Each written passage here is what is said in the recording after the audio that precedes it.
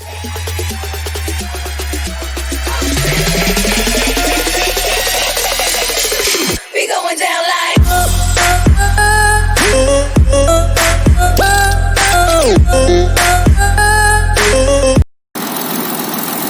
всем привет!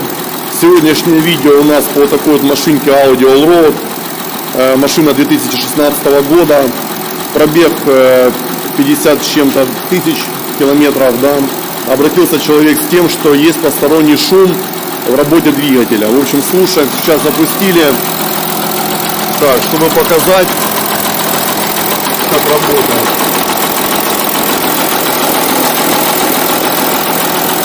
Мотор 3 литра V6, дизель турбовый. В общем, идет, слышен такой скрежет, шум непонятный в работе именно с правой стороны, с пассажирской стороны. Грешим на распредвалы. Знаем, что есть проблема с распредвалами у моторов Audi, поэтому сейчас будем потихоньку добираться, снимать крышку клапану и будем визуально смотреть на состояние кулачков, взводной шестерни сзади, которая в завязке 2 вала, да, обратим внимание. Ну, доступ здесь затруднен, поэтому сейчас будем подразбираться, потихонечку добираться, буду снимать видосик, показываю. Так, добираемся мы потихонечку к снятию клапанной крышки. Доступ здесь затруднен, нужно откидывать вот эти все трубки. Сейчас еще непонятная ситуация с вот этими вот у нас трубопроводами, да, идет. Так, здесь для снятия есть возможность выкрутить помимо гаек еще и шпилечки. Вот так вот имеют вот такие шлицы, можно выкручивать шпильки. Так, хочу сказать сразу, чтобы имели в виду, что придется заменить болты крепления форсунок. Они здесь одноразовые, желательно их сразу заказывать. Ну и резиновые уплотнения. Тут уже есть уплотнения, которые под самими болтами, есть уплотнения, которые пыльники на форсунок, плюс под форсунками есть шайба медная, и на форсунках на обратке есть маленькие колечки резиновые. Тоже нужно иметь в виду, что это все одноразовое, желательно заменить при снятии. Ну и сама прокладка клапанной крышки. Так, в общем, продолжаем разборочку. Здесь тоже нужно немножко освобождать место. Здесь такая насадка, которая от воздуха идет на дроссельную заслонку. Так, вернее, на турбину, да, на турбину. На вход турбины. Тоже нужно ее снимать. Так, ну, в общем, процесс вот такой вот, достаточно такой длительный оказался. Казалось бы, да, снять крышку, но вот не так все просто. В общем, продолжаем, буду снимать, показывать дальше. Итак, для того, чтобы снять клапанную крышку, вот эти трубки, тосола, охлаждающей жидкости снимать не нужно, хотя они не мешают. Но нужно сделать что? Когда открутите гаечки на крепление крышки, каждую шпилек можно выворачивать. Так вот, вот эти крайние шпильки с нормальным доступом вы выворачиваете, поднимаете немножко край крышки и с-под низу их достаете, чтобы они не мешали. Буквально половину шпилек можно извлечь просто через низ. Потом у вас останутся только угловые вот эти шпильки. А эти шпильки, наоборот, нужно без гаек закрутить максимально глубоко. Тогда вы сможете крышку снять просто с этих шпилек и немножко влево-вправо, вперед, назад, как бы вывести ее из-под этих трубок. И она, в принципе, выходит. Аккуратно, не дергая, без усилий, ничего не ломая. Так, добравшись под крышку, что мы начали обращать внимание?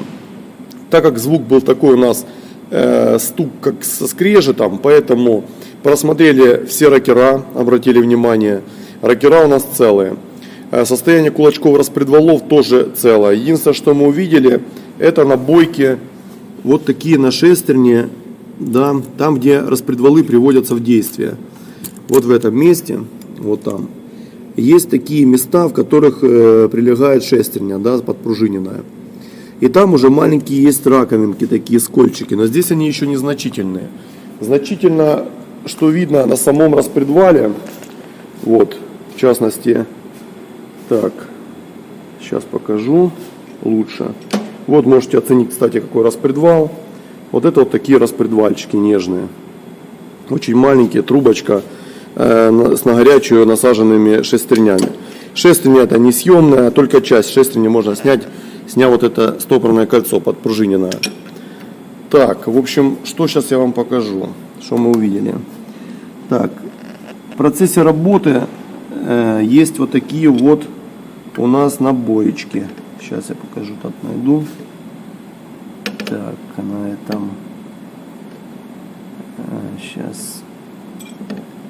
Так, в местах есть вот такие вот раковины, сколы, которые уже достаточно вот существенны, особенно вот в этом месте. Вот здесь видно, как немножечко вот в этих местах побита шестерня. И уже счесала, кусочки начали выпадать, выкрашиваться. И даже если присмотреться к этой шестерне вот так вот сверху, то видно, что она в этом месте, вот сюда, уже стала уже, чем в этом. Поэтому со временем, если так, вот видите, идет полностью эта набойка по кругу в этом месте. Если так оставить, то может привести к тому, что этот скрежет доведет до того, что зубы отломаются. И тогда будет вообще бедулька, заклинивание ГРМ, да, произойдет. Поэтому, как рекомендация, желательно сейчас на этом этапе уже заменить распредвал целиком, так как это идет цельная конструкция вместе с шестерней. Второй же вал, который у нас вот, он тоже имеет подпружиненную шестерню, но таких набоек не имеет. Почему проблема с одной стороны? Мы посмотрели по ГРМу. ГРМ устроен таким образом, что именно натяжной башмак на цепь ГРМ находится именно с вот этой стороны. Поэтому подружается ГРМ именно с одной стороны. Может быть, из-за этого есть какая-то нагрузка на шестеренки. Потому что, как мы узнали у официального дилера, то, что обращение по замене распредвалов происходит в основном конкретно по вот этому вот выпускному валу с правой стороны. И бывают проблемы с кулачками, бывают с опорными шейками, с этими же рокерами и вот бывает с шестерней самой. Поэтому сейчас, как рекомендацию, человеку рекомендуем с этими раковинами на этапе заменить вал, потому что опасно, хотя бы потому, что может их сорвать, эти зубы, элементарно. И будет вообще бедулька. Да, вот эту шестерню пока менять не нужно, потому что здесь, здесь маленькие такие, несущественные, да, есть видимые повреждения, но они как бы нормально, можно оставить, скажем так. В идеале вообще, конечно, менять пары. Да, но для того, чтобы заменить эту шестерню, сами понимаете, здесь условия на автомобиле не позволяют, человек как бы снимать мотор сейчас не готов. По-нормальному, чтобы поменять комплект этих шестерен. И ответную, и те, которые мы сейчас со спредвалами, да, рекомендуем. В общем, вот такая вот конструкция, ребята. Будем ждать, когда приедут распредвалы, соберем, послушаем, что поменяется у нас по звуку работы данного мотора. Итак, ребята, в общем, собираем все пока назад, так как отсутствует в наличии у нас вообще распредвалы как таковые в Украине в продаже. По факту мы увидели, да, сколотые зубы. Этот скрежетащий звук подозреваем, что идет именно с пар трения этих шестерен. Поэтому человек закажет распредвал для замены, либо же, я не знаю, там будет решать вопрос, может, не знаю, будет ремонтировать, не будет, но сам факт то, что сейчас по факту нам нечем заменить этот вал. Поэтому собираем. Хочу вам сразу же сказать, имейте в виду, что на оба вала у нас установлены взводные шестеренки. Вот они. Поэтому перед снятием нужно заштифтовать, чтобы у вас вот хотя бы по размеру подобрать какие-нибудь штыречки, сверла, ставить, чтобы ничего не сбилось. Ну и предварительно, когда будете снимать, поставьте на всякий случай свои меточки, как вы сняли, в таком же положении поставьте назад. Да, чтобы ничего там не попутались метки ГРМ. Так, в целом сейчас вот на этот момент мы соберем. Конечно, у нас ничего не поменяется в плане звука, но хотя бы технически покажу вам устройство внутреннее вот этого мотора нового поколения, да, которые пошли вот сейчас до сих пор выпускаются автомобили с такими моторами. Такие вот нежненькие валы, имеют проблему шестерен. Также есть проблема и по кулачкам, как я уже ранее говорил, были случаи, то, что нам сказали официальный дилер. В общем, все скомпоновано очень плотно, доступ неудобный, но, видите, на машине можно хотя бы добраться, поменять распредвалы, хоть это радует. Так, в общем, продолжаем сборку. Меточки вот я показал, как установлены. Так, дождались мы новых распредвалов и шестереночки. В общем, для того, чтобы поменять сзади, известно, да, нужно снимать мотор. Вообще, если доступ к ГРМ нужен. И тут помимо конструктивно, тут все так сделано, что конкретно в нашем случае доступ к вот этой шестерне сзади, да, которая находится под этой крышкой, был затруднен. Нужно было снимать турбину. Ну, в общем, шестерню мы поменяли также распредвалы, поставили с новыми шестернями. Сейчас я покажу, что было с парной старой шестерней. Вот такой вот у нас интересная система коллектора сделана с каталиком. Все это цельная конструкция идет. Так, и в общем, и вот шестерня, которая была у нас, видите, что с зубом случилось. Вот такой вот оторванный зуб, скол.